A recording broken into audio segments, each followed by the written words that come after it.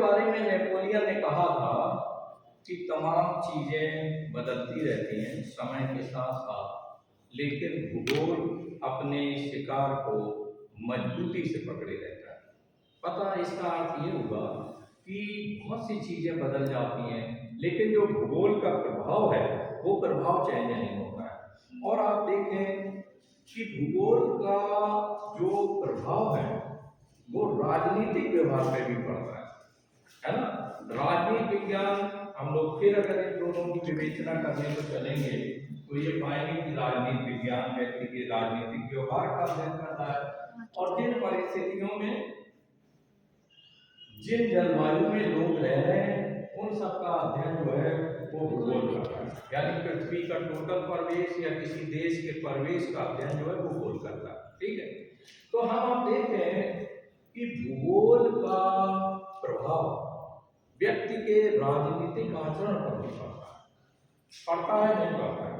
आप देखिए political science में दो टर्मिनोलॉजी है, उत्तर दक्षिण संवाद, आगे आप चैप्टर पढ़ेंगे और उसमें ये पाएंगे कि जो उत्तर के देश हैं वो बहुत विकसित हैं और दक्षिण के देश गरीब हैं, निर्धन है ना।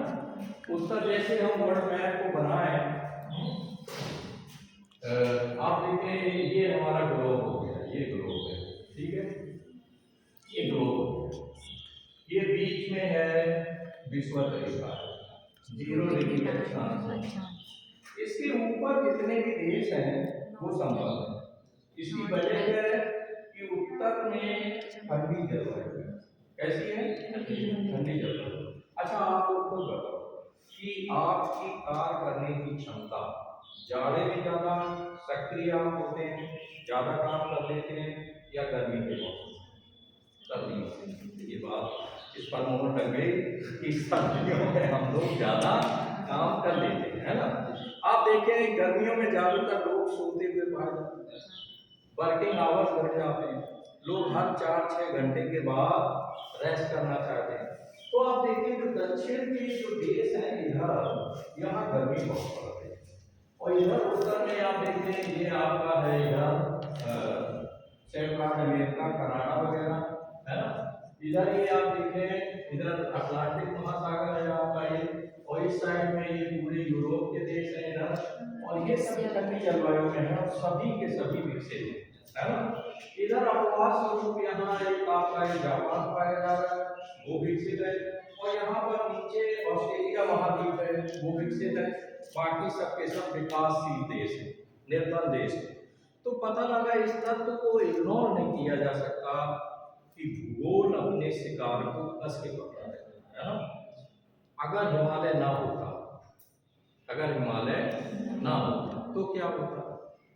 भारत में कड़ाके की सर्दी पड़ रही होती, हिमालय, आल्प्स, है ना, और साइबेरिया के पठार से जो चलने वाली ठंडी वायु है उसको रोक लेगा, है ना।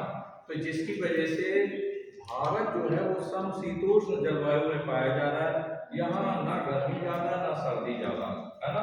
तो इस तरह से आप देखें कि किसी भी देश का अमीर और गरीब होने पर भी भूगोल नामक तत्व का प्रभाव पड़ता है ना। आप देखिए इस समय जो पॉलिटिक्स चल रही है, एक टर्म बार बार हम लोग यूज करते हैं, जियो पॉलिटिक्स, GEO, जियो पॉलिटिक्स। तो आप देखिए जियो पॉलिटिक्स क्या है कि जिसमें हम समान ज्योग्राफी के अंतर्गत जो देश स्थित हैं उनके साथ आसानी से संबंध अपने बनाने में हम सफल हो जाते हैं। तो हम अब देखें कि राजनेताओं के आचरण पर, देश में रहने वाले लोगों के आचरण पर भूगोल का प्रभाव पड़ता है। इवन आप देखें रूसो जैसा विद्वान तक इस बात को मानता है, हालांकि वो आधुनिक काल के प्रारंभ में है, वो ये कहता है कि ठंडी जलवायु वाले जो देश हैं उनमें जो है राजतंत्र ज़्यादा सफल होगा, छोटे देश हैं जो क्षेत्रफल वगैरह में उनके लिए लोकतंत्र ज़्यादा सफल होगा, है ना। और इसके अलावा वो ये भी मानता है कि जो ज़्यादा ठंडी जलवायु में लोग रह रहे हैं उनका आचरण सम नहीं है।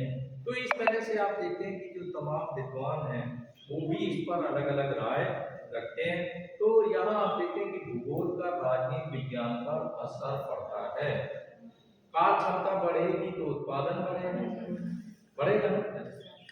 पिताजी ज्यादा काम कर देंगे, माँ जी भी ज्यादा काम कर देंगे, हम भी ज्यादा काम कर देंगे, एज ए स्टूडेंट हम ज्यादा पढ़ लेंगे, नहीं तो घर जाकर झपकी लगाएंगे, सो जाएंगे, ये होता है ना। तो मौसम का असर पड़ता है, जलवायु, इन सब का अध्ययन हम भूगोल नामक विषय के अंतर्गत करते हैं। तो आप देखें कि राजनीति और भूगोल एक दूसरे से बहुत ज्यादा, हालांकि आज के दौर में एट प्रेजेंट टाइम भूगोल नामक तत्व बहुत ज्यादा प्रभाव नहीं डालता है। अब आप कहेंगे सर ये कैसे? इस समय आप देखें ज्यादा गर्मी पड़ती है, लोगों ने एसी लगा दिए, तो ये मेंटेन रखते हैं क्लाइमेट को और उससे उनके वर्किंग आवर्स मेंटेन। लेकिन जो आम लोग हैं उनके ऊपर तो असर पड़ता है, वहाँ तो कूलर भी नहीं है, पंखे की भी जुगाड़ नहीं हो पा रही, तो ऐसी कंडीशन में उनके ऊपर ये सारा प्रभाव पड़ता है। लेकिन आप देखें मेन चीज होता है नेतृत्व, लीडरशिप और लोगों का आत्मबल, उनकी कार्य क्षमता, अगर ये उनकी इच्छा शक्ति, अगर ये सारी चीजें बढ़ी हुई हों तो भूगोल नामक तत्व को हम किनारे कर सकते हैं।